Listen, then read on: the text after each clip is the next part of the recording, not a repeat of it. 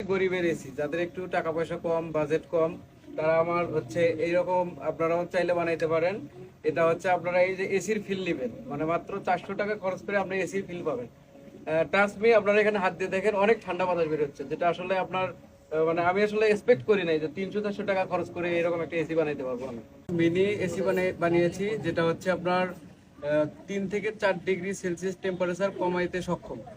এ হচ্ছে আমি এখানে যে কুলিং ফ্যানটা, মানে এটা হচ্ছে কনপ্রেসার হিসেবে এখানে ইউজ করেছি। আর এই যে আপনারা যে সেন্সর দুটো দেখতে পাচ্ছেন, মিস্ট মেকার, এগুলো হচ্ছে আপনার এই ঠান্ডা বাতাসটা একটু ছড়িয়ে ছিটিয়ে দিচ্ছে সব জায়গায়, মানে একটু কুয়াশার মতো দেখাচ্ছে আর কি।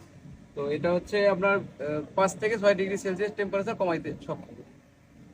আর আপনারা দেখেন অনেক ঠান্ডা বাতাস বেরোচ্ছে এখান থেকে।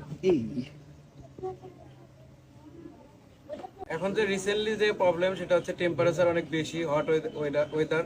তো সেই ক্ষেত্রে আমি হচ্ছে আমার এই এসিটা আমি অন করে আমি অনেক মানে সুন্দরভাবে একটা ঘুম দিতে পারি। তাহলে আমার হচ্ছে ইলেকট্রিসিটি বিল সাশ্রয়ী হয়, যেমন আমার উপরে ফ্যান লাগে না, আর আমার রুমের তাপমাত্রাও কমে যায়। এটা হচ্ছে এখানে এখন ফাঁকা জায়গা, ওই জন্য এখানে খুব একটা বোঝা যাচ্ছে না, বাট যখন আপনার রুমের মধ্যে রাখবেন দেখবেন যে রুমের টেম্পারেচার 5 থেকে 6 ডিগ্রি থেকেও কমে যাবে।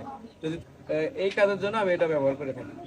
আর হচ্ছে সব থেকে মজার যেটা ব্যাপার, সেটা হচ্ছে আপনারা যদি এরকম একটা এসি, মানে বড় এসি যদি কিনতে যান বাজারে, তো 70 থেকে 80 হাজার টাকা লাগবে। আর যদি মিনিগুলো কিনতে চান 20-25 হাজার টাকা লাগবে। তো আমি এটা মাত্র 400 টাকা দিয়ে এটা বানিয়েছি, যেটা আমার জন্য আমি মনে করি অনেক ইফেক্টিভ।